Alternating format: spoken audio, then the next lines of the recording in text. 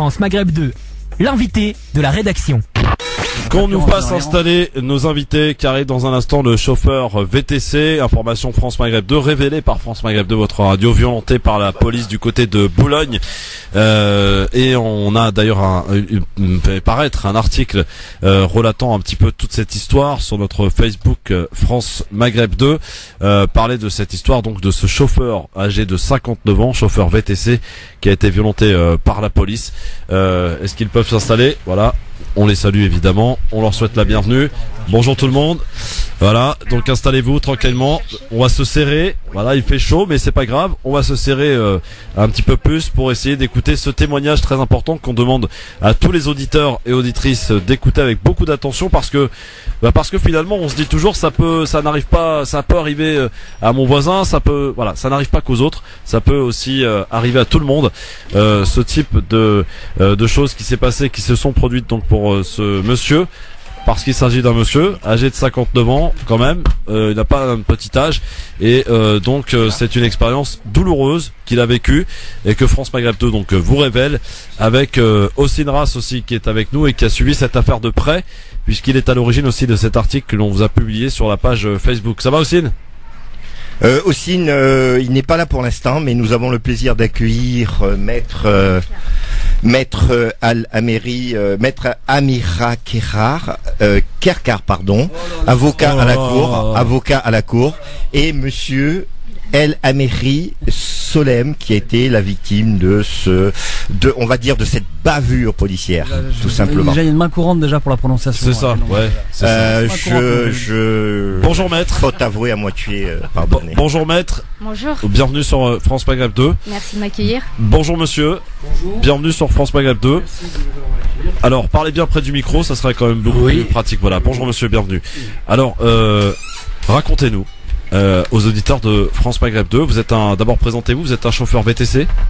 Oui, je suis un chauffeur de VTC, oui. Vous avez 59 ans? 59 ans, père, j'ai 4 enfants et 5 petits-enfants. Jamais d'ennui avec la police auparavant? Non. Oui. Racontez-nous ce qui s'est passé. Ça s'est passé, je crois, tôt le matin. À 7h15, exactement. Vous commenciez votre journée? Je viens de reprendre mon service. J'ai pris ma première course et c'était ma deuxième course où je devais aller la chercher. Donc tout a commencé lorsque vous alliez prendre en charge une cliente et vous étiez en train de charger les valises de cette cliente dans le coffre. Une valise, oui, tout à fait. Que s'est-il passé à ce moment-là? À ce moment-là, je sens quelqu'un qui me retient à l'intérieur. Il me dit ne bougez pas. Et j'ai pensé que c'était des voyous, j'ai pas d'argent.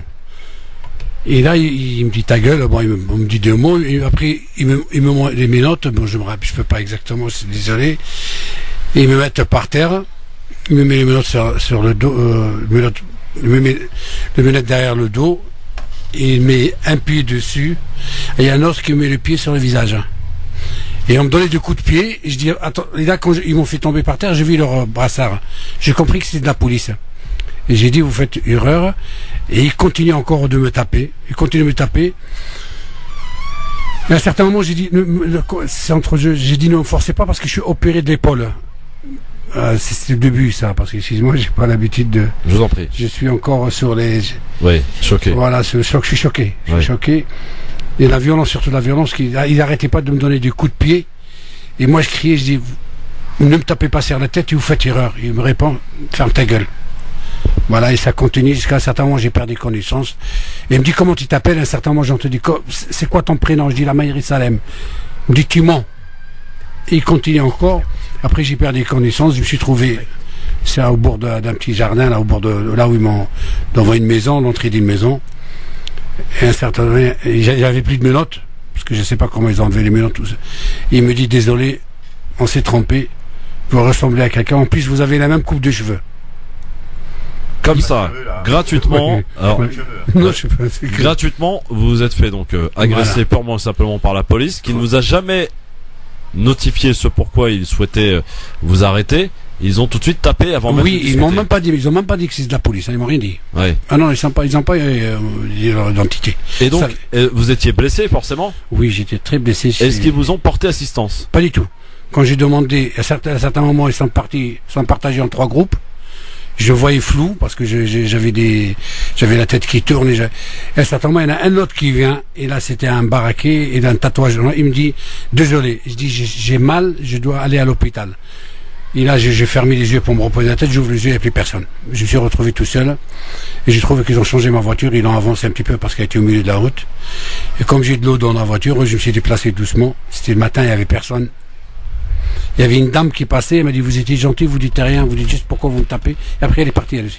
Mais la cliente que vous aviez là, je sais pas. Elle a disparu. Elle a disparu. Mais j'ai Vous avez la le bon de commande. Je le montrais à Hubert. Ouais. Et ils l'ont envoyé, il paraît qu'à l'étranger parce que je devais l'amener à l'aéroport. D'accord. Est-ce que vous avez pu, peut-être, je sais pas si c'est possible dans le feu d'action, peut-être avoir la plaque des policiers en question? Non. Je m'en pas laissé le temps. J'ai tellement reçu de coups que je m'attendais pas. J'étais platé par terre. C'était à Paris, où exactement? À Boulogne. À Boulogne-Billancourt, oui. À Boulogne-Billancourt. Dans quelle avenue? La rue, je peux pas le laisser cette rue. 29 rue de Bellevue. De Bellevue, voilà. Alors s'il y a des témoins, des gens qui étaient là. Oui, absolument. S'il y a des témoins qui étaient peut-être présents à ce moment-là, 7h15. C'est passé quelle date exactement? Le lundi 11 juillet. Lundi 11 juillet. Bonjour Rossine. Bonjour tout le monde. Alors, désolé. C'est vrai que ça paraît absolument hallucinant. Qu'est-ce que vous avez fait à ce moment-là? Vous êtes donc rendu à l'hôpital? Ben j'ai demandé où je vais aller. Je me suis demandé. Après, je pensais que j'avais pas mon téléphone parce que mon téléphone était sur le report au pare-brise parce que je travaille avec. Je pensais qu'ils m'ont pris parce qu'ils m'ont cassé mon dentier. De mes dentiers, je me suis rendu compte le soir quand je voulais manger que j'ai pas de dentier. J'ai plus de lunettes. Je me suis rendu compte que je vois flou. J'ai pas compris. Ma montre. Elle fonctionne plus. J'ai paniqué. À un certain moment, il y avait quelqu'un. J'ai marché un peu. J'ai garé la voiture. J'ai dit, je vais aller à l'hôpital. Il m'a dit, il y a l'hôpital là pour les 3 ou je sais pas comment il m'appelait ça. Et de fil à aiguille, je l'ai trouvé. Je suis rentré aux urgences. Qu'est-ce qu'ils vous ont diagnostiqué? Ils m'ont mis des radios. Alors il a été. Bonjour. Bonjour maître. Maître Carcar. Oui, maître Carcar, hein, monsieur Zébellus, retenez bien son nom. Ouais, merci monsieur Zébellus. Maître, allez-y. Merci. Alors pour revenir un petit peu sur ce qu'a dit mon client, alors effectivement on est encore en présence malheureusement de violences policières. Ce ne sont pas les premières et ce seront certainement pas les dernières.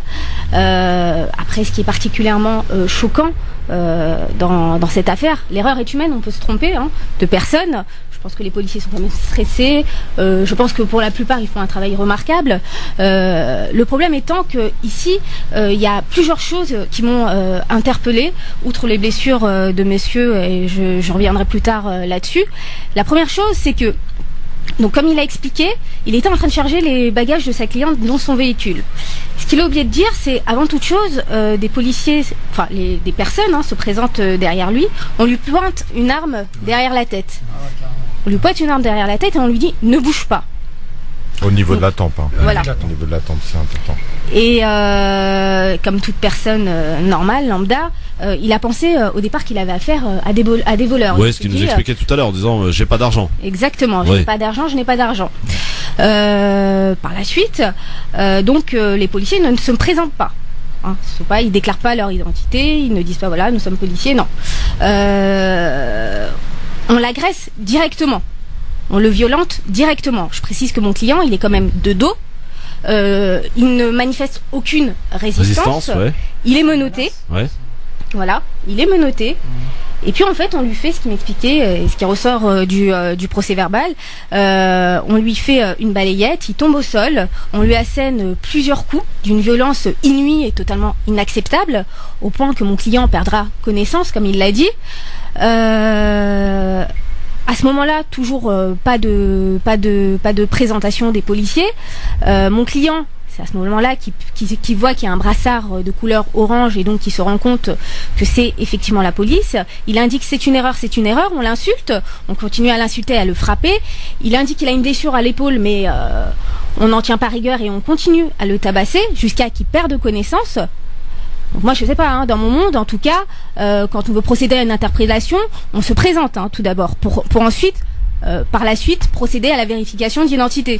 Combien même maître que ce soit la personne qui correspond à la fiche de signalement, on ne doit pas faire usage de violence telle. Combien même. C'est pas le rôle de la police. Qu'on a mis hors d'usage de nuire, on a menotté quelqu'un qui soit le plus grand des bandits ça ne justifie pas qu'on lui tape dessus, alors que ce monsieur est un honnête citoyen, vous imaginez?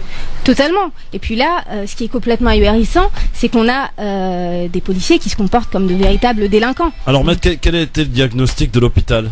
Des blessures?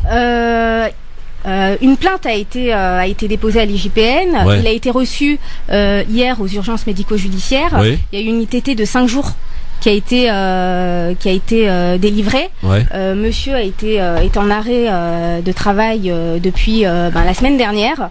Il est complètement. Je précise également que ce sont l'ITT a été prononcée pour les blessures physiques, Uniquement, ouais. mais il y a également les séquences psychologiques et le préjudice ouais. moral Qui n'ont pas qu'il été pris en subit et qui n'a pas encore été pris en compte, effectivement. Une semaine après l'accident.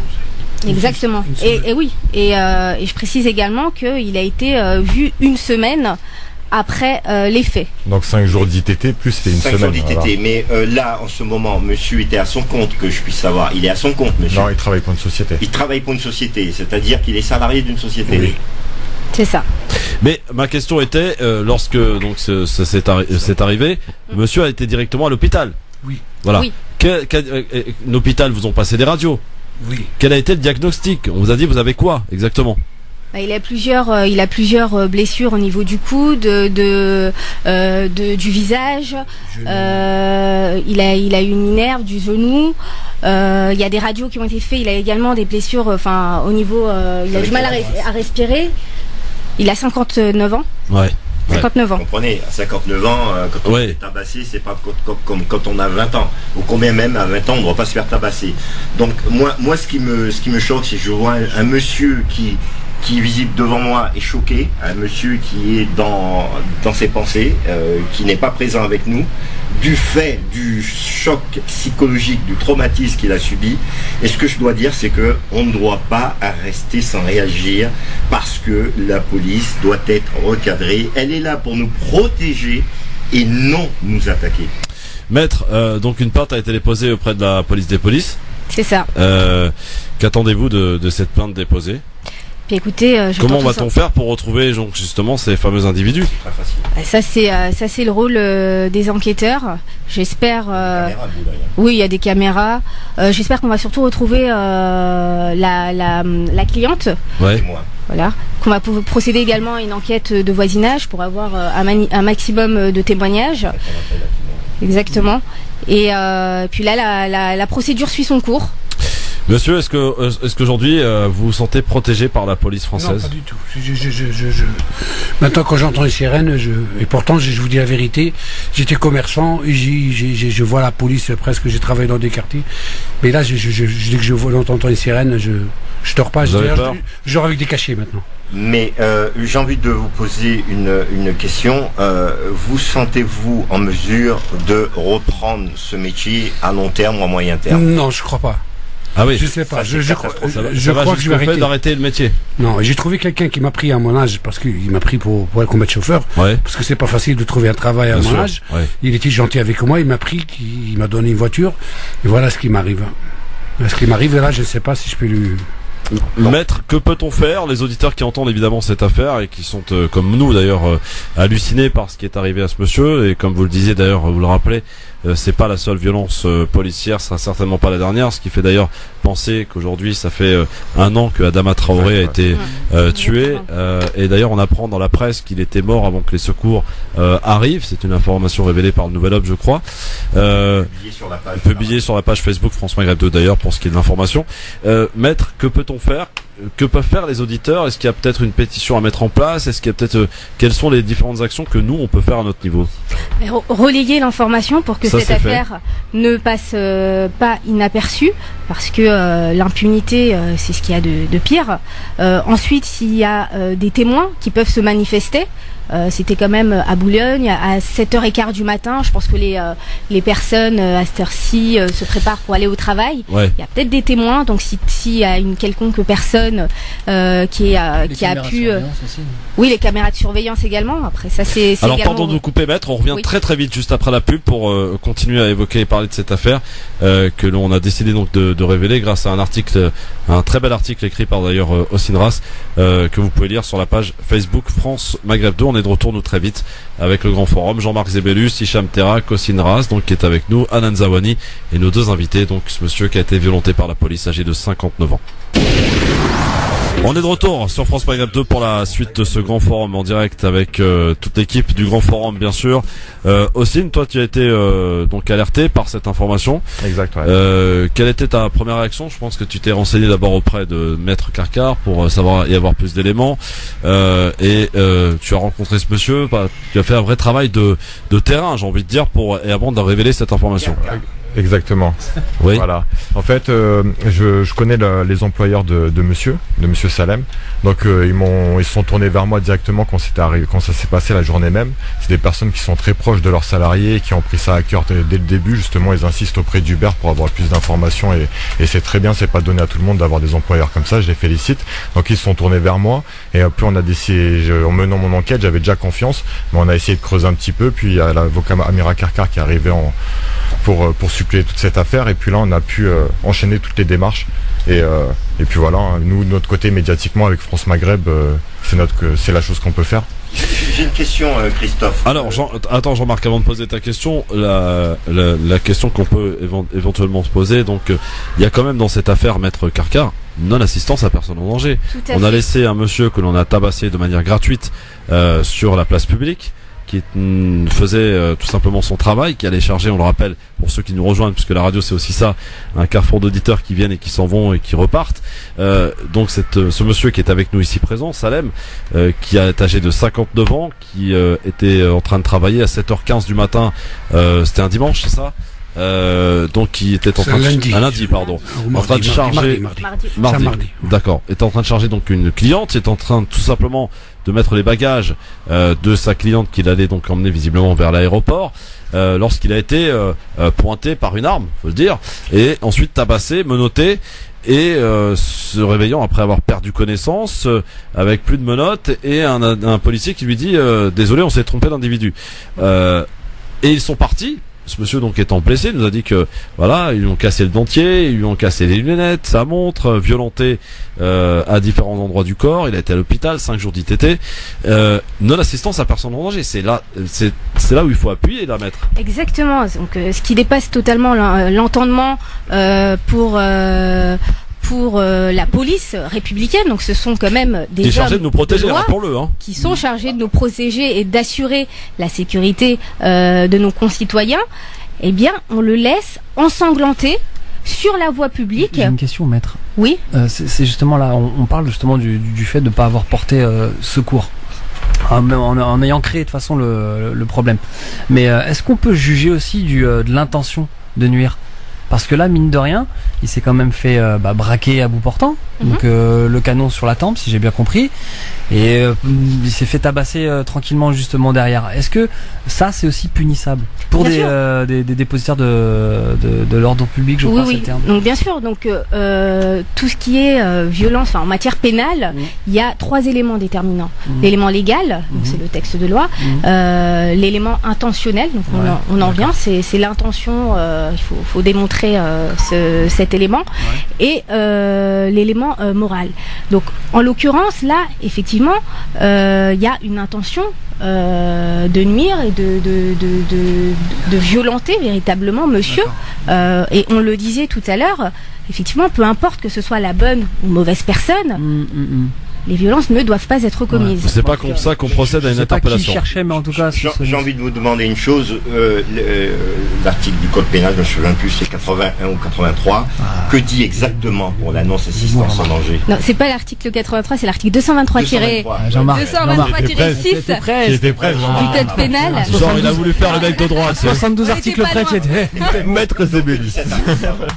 Eh bien, tout simplement, l'entrave ou l'omission de porter secours à une personne en danger est punie d'une peine de 5 ans d'emprisonnement et de 75 000 € d'amende. D'accord. Les violences policières, enfin les violences par des personnes dépositaires de l'autorité publique, sont elles condamnées de 3 ans d'emprisonnement et de 45 000 € d'amende lorsque l'ITT est supérieur ou égal à 8 jours. D'accord. Alors, et autre chose, une dernière question, quel est le rôle de l'employeur dans cette bavure policière? Quel est le rôle de l'employeur? Quel rôle qu'il doit tenir? En réalité, le rôle de l'employeur, si ce n'est l'assistance, l'écoute, je pense que ici essentiellement c'est le rôle des enquêteurs qui est important. C'est les enquêteurs qui mènent l'enquête, c'est eux qui nous permettront de déterminer qui sont les auteurs de ce délit et qui permettra que justice soit faite. J'aimerais juste... Oui. Il a aucun rôle pour pouvoir se saisir en justice par rapport au préjudice subi à son employé, etc. Il a aucun rôle, l'employeur. Là, pour le moment, à ce stade de l'enquête, non. Moi, je crois que le plus gros employeur, c'est Uber. C'est eux, parce que c'est eux qui m'envoient chez ses clients.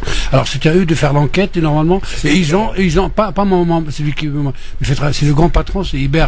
Et c'est eux, normalement, parce que mon patron, ce que vous dites, il a été le voir, il a dit comment on fait avec la dame, il a dit c'est une affaire interne. Et je comprends pas comment c'est une affaire interne. Je me suis fait massacrer. Et on connaît le nom de la dame, son adresse, son numéro de téléphone, il ne dit pas qui. Voilà. Avec l'enquête, là, c'est sur réquisition des policiers. Exactement. Donc le témoignage de la cliente sera primordial. Bien sûr, c'est ce qui sera déterminant. C'est ce qui sera déterminant, effectivement. Ce sera sur réquisition des policiers qui permettront de pouvoir identifier cette personne et de procéder à son audition. Ça soulève un autre débat, c'est les caméras sur la voie publique. Non, sur les gardiens de la paix. On est comme aux États-Unis. C'était bien la police nationale.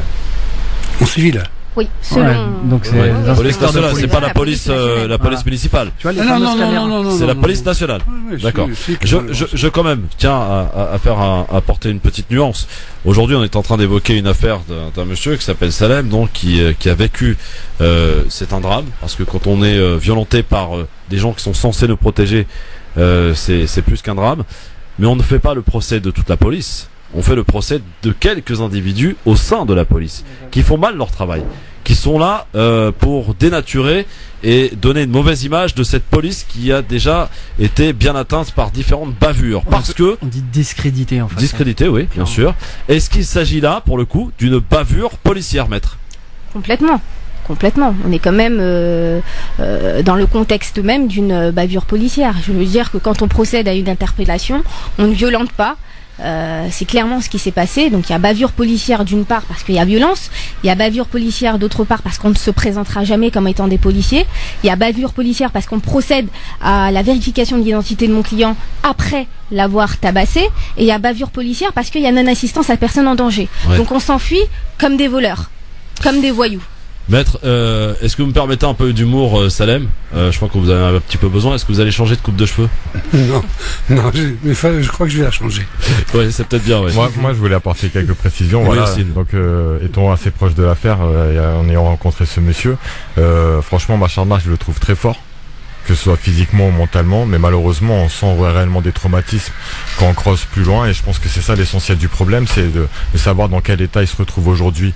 Même si les hématomes ils disparaissent peu à peu, les répercussions et les traumatismes qu'il a subis, ils sont très forts, et on n'a pas encore eu de personnes compétentes qui pouvaient étudier ça. Et même hier à l'Institut médico-légal, ils n'ont pas fait cette recherche à l'UMJ.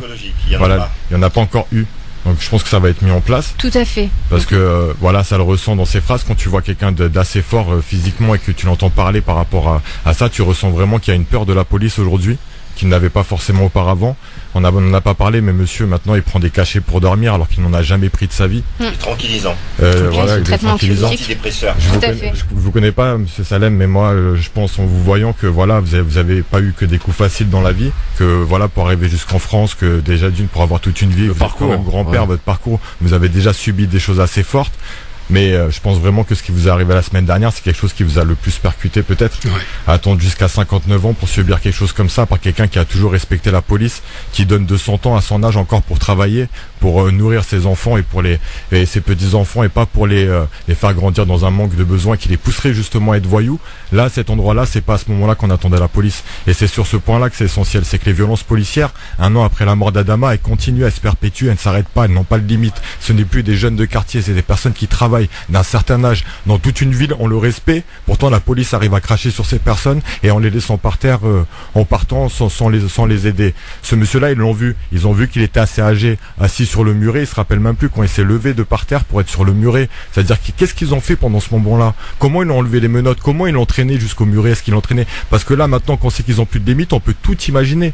Et c'est là où c'est choquant. Au-delà de toute l'affaire judiciaire qui concernera que l'IGPN et la justice et Maître Carcar qui s'en occupera, nous, en tant que citoyens, en tant qu'auditeurs, c'est ce point percutant qu'il faut mettre en avant. C'est le grand-père de certains petits-enfants, c'est le père de certains enfants. Et ben moi, aujourd'hui, c'est comme mon père et c'est comme mon grand-père. Il faut que tous les auditeurs, comme j'ai dit hier, faut que ça devienne un automatisme, que le problème de l'autre devienne son problème à soi, pour que ça se répercute pas. Voilà. Merci Ossine, c'était très intéressant en tout cas ce témoignage, ce complément d'information. Maître Carcar, comment ça va se passer concrètement maintenant dans les délais de l'affaire donc devant l'IGPN? Il faut attendre combien de temps? L'enquête va être déployée? Écoutez, la plainte à l'IGPN a été déposée lundi, il a été reçu par les JMJ mardi. En votre présence? Non, pas en ma présence. Il est parti seul.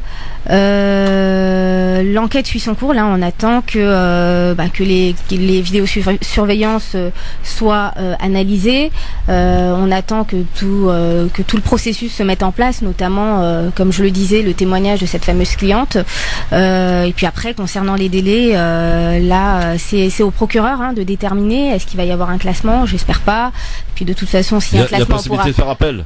Oui, on pourra aussi saisir le juge d'instruction avec une plainte avec constitution de partie civile, ce qui permettra également de faire des demandes d'actes, donc des compléments d'enquête, des confrontations, des auditions de témoins si on arrive à en trouver d'autres. À qui s'adressent ces témoins? S'il y a des gens qui ont vu ces violences, à qui doivent-ils s'adresser justement? Eh bien, qui prennent attache avec mon cabinet directement. Donnez-nous les coordonnées. Alors, je suis maître Amira Kerkar. Mes coordonnées se trouvent sur internet. Je suis à Paris, tout simplement, et on peut les trouver facilement. C'est assez. Vous avez un site? Oui, j'ai un site internet. avocat-kerkar paris.com. Et voilà, ils peuvent prendre attache directement avec moi. On partagera les infos sur. On partagera tout ça, vous inquiétez pas. En tout cas, merci maître Salem. Courage. Beaucoup de courage, Salem. Merci d'être venu. Je sais que c'est pas facile. Vous êtes dans un état d'extrême. On peut parler de choc. C'est un gros choc que vous avez subi, Merci à vous, merci. Bon courage et bonne reconstruction et prenez soin de vous et surtout de votre famille. J'ai confiance à la justice. C'est magnifique. Vous voyez un petit peu ce qu'il vient de dire monsieur, c'est très intéressant. Il vient de nous dire j'ai confiance en la justice. C'est formidable, c'est très important. Et bravo monsieur. C'est important d'avoir confiance en notre justice. Merci monsieur et bon courage pour la suite. Merci maître. Merci à vous. Carcar. Merci à vous. Merci aussi pour avoir suivi cette affaire et avoir fait un travail de fond, un vrai travail de fond et d'enquête pour avoir relayé cette information sur France Maghreb. Merci surtout aux employeurs, à Maître Amira Carcar et à tous les soutiens qu'il a eu depuis le début. Et j'espère que ça va continuer, on va pas vous laisser, vous n'êtes pas tout seul. Et on ne lâche pas l'affaire et surtout on suit le dossier. Vous vous êtes retrouvé seul il y a une semaine face à la police. Aujourd'hui vous allez être beaucoup entouré avec beaucoup de personnes et on vous soutient. Voilà. Merci Salem, bon courage à vous.